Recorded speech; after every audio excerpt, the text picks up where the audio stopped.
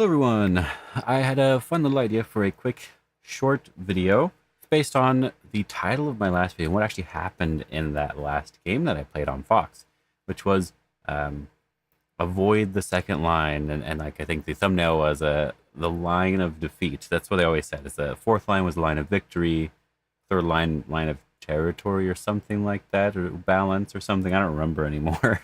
But the second line was the line of defeat. Crawling on the second line is often bad. So I wanted to talk a little bit about when you shouldn't crawl on the second line and when you should. I'm going to use the one example from the game of when you shouldn't. I have two examples of when you should, as well as one extra little bonus tip for crawling on the second line. So in the game that I played, it was some sort of a pincer Joseki that went wrong for my opponent. He cut here, and normally we're supposed to accept the situation, right? He captures one side, I capture the other. He gets influence and territory towards the top, I get the territory influence towards the left side, which is not that bad for either player. And then there's some really big moves left over. But instead, he wanted to fight. Now, I just played it as simple as I could. That's what I like to do in these games. So I just jumped here, and I believe he did decide to save these two stones, allowing me to then take the top side.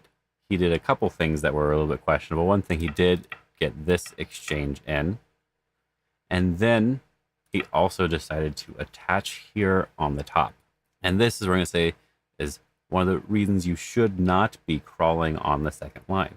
Yes, I do have to extend. If I don't extend, he can connect up. There is this really fun Tesuji here, and this could be fine for me. This could be bad. It just depends on how I feel about the situation. I would rather be more connected up and control the center more. So I don't really want to Hane. I want to extend. He Ataris and then push, push, push, push. He did jump at one point, but that was the idea. He's pushed on the second line in order to live with his group when he didn't have to. This is definitely one of the times where you shouldn't be pushing on the second line, especially when, if we Tanuki here, after white gets this jump, you see that black is just barely living on the top side of the board. You had to push this many times just to be alive. You're just giving all this influence just to get a couple points on the top. When he could have sacrificed the stones and forced me to just take the corner. Yes, this is still probably going to be good for me because I get the corner and I get access to the center. But this is a much better way for him to have played. But the real issue here is that he decided to crawl on the second line to make his group live in the opening. And that's not really when you want to be crawling on the second line. So when should you crawl on the second line is a really good question. There's a nice example here where if black did Atari and connect and Hane, white would want to Hane back. Instead of just capturing a stone, that'd be too easy on black. Want to Hane here, and black's going to extend. Now here, I did read it out a little bit. It seems that no matter how many times we push, there's always Aji in the corner. Normally we want to push until the turn is no longer Sente.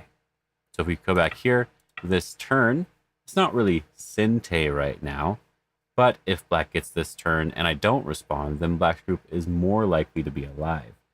So it's not completely Sente, but it's a very nice strengthening move.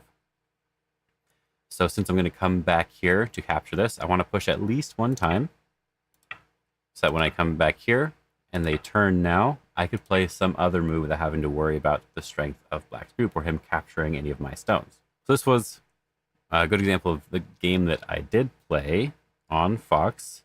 But let's look at a more common Joseki example. This is going to be slightly complicated, but I just wanted to show it to you because this is something that happens quite a lot in my games. And it is this approach and back off Joseki with the attach and Hane. Now normally, probably the most common one you see is this sort of variation. And later on, black is able to push here. And if white Hanes, black can usually cut. This is an example of when it's good to be playing on the second line. One of the more common variations, I think, is for white to Atari once and push over the top. Black turns, threatening to capture the stone and make life, and white is able to squeeze from the outside. Now, black can't make life right away, so black has to crawl on the second line. And again, we want to crawl on the second line until the turn is not Sente. So I push here. If we go back to capture again, and white turns, I have to play one more move to live. But if we go back here, and black pushes once more, white still doesn't really want them to Hane here. Then you capture. Now when white turns, I don't have to play another move in order to be a living group, and I can go back and kill the corner. So white has to go back and take the corner now. There's even one more option, right? Which is more about, this is sort of about preventing the turn from being Sente. But the other option is when white plays down this way and blocks. Black wants to crawl on the second line until they can capture the corner stones. See, and this is, as I said, this is when it's good to crawl. If you're capturing something, like you captured a very large corner, and you just need to crawl to have enough liberties to have kept the corner, then that's good. And if they go back, in this example, if he ever goes back to capture the stone, we're able to Hane out and get a nice position on the outside. And white has a hard time Haneing too early because of all of the cutting points in white's shape. So it has to extend, and the corner is now dead. Of course, this will depend on the other stones on the board, but this is when it's good to crawl on the second line. You're either going to be breaking out into the center, or breaking out into the third and fourth line, or you'll be killing something large in the corner. If you are just crawling to make life and your opponent is very strong, then it's not good. We go back to the original game example here. He crawled over here, and now my center is extremely strong. He gave me strength in exchange for life, not points, but life on the second line. If we look at the newest example down here, I'm capturing these stones. We could even Atari here first. We capture these stones. And so we pushed on the second line, giving them some strength in the center in order to get a very large territory by capturing our opponent. So something to remember. Pushing just to make life is often not good, especially in the opening. Pushing to get liberties to kill a group or to keep a group dead is fine. And you want to push until the turn is not Sente. In this example, the turn is Sente, but if we kept pushing, white would be able to live in the corner. So we had to compromise. But in general, if we go back up to this example, the other example, this one, we had to push until they couldn't turn here for free.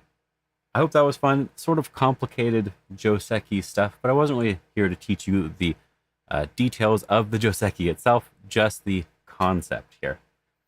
Let me know if you like this type of video, and maybe I'll make another one next week.